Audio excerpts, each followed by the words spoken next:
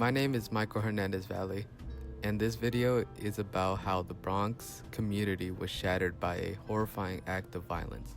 That was the worst day of my life, honestly. They were grown men. My brother was 15. I don't know what am I gonna do without him.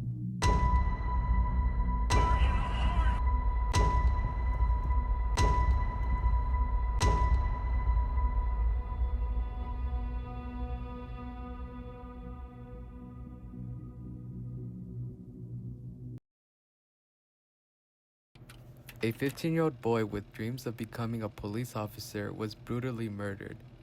His death captured on surveillance cameras, and his stories captured the hearts of millions. This is the story of Lesandro Jr. Guzman-Feliz. Born and raised in the Bronx, Jr. was a quiet, respectful teen. A member of the NYPD Explorers program, he was focused on his studies and dreamed of joining the police force to help others. He had no gang affiliations and stayed out of trouble. But one tragic case of mistaken identity would change everything. An identity, it was supposed to be him. My son is his age. I think about my son. And it was evil against good. It was evil against an angel. He was a good kid. Everybody loved him. We'll be praying for his soul.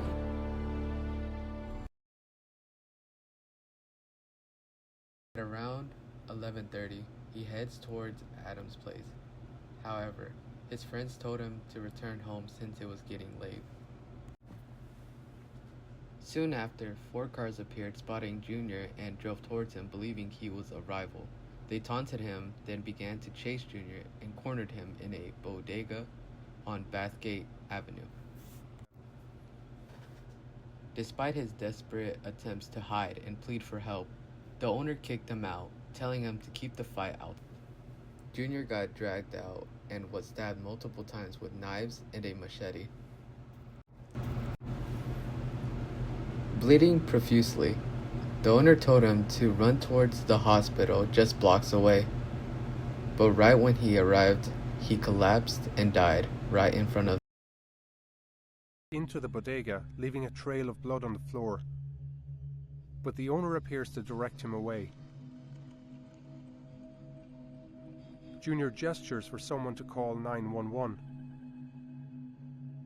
Then he starts running to St. Barnabas Hospital, just 1 block away. He makes it to the entrance of the hospital before collapsing.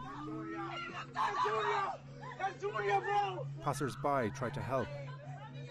Witnesses say these 2 police officers stood by watching the scene. They are under investigation for failing to help.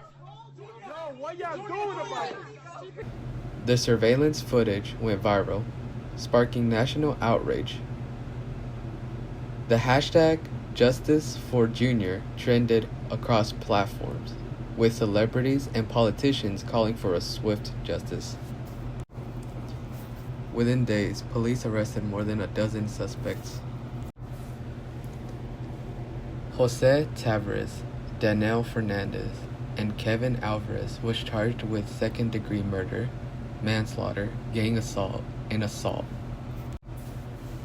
Michael Sosa Reyes was charged with nothing since he turned himself in and gave information to the police.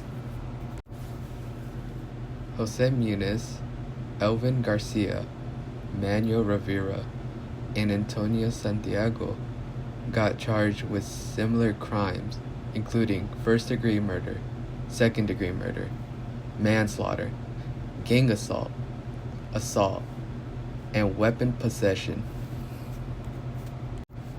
Prosecutor states that Jonaki Martinez gave the fatal stab, slicing the right side of his neck to the left, cutting through his jugular vein.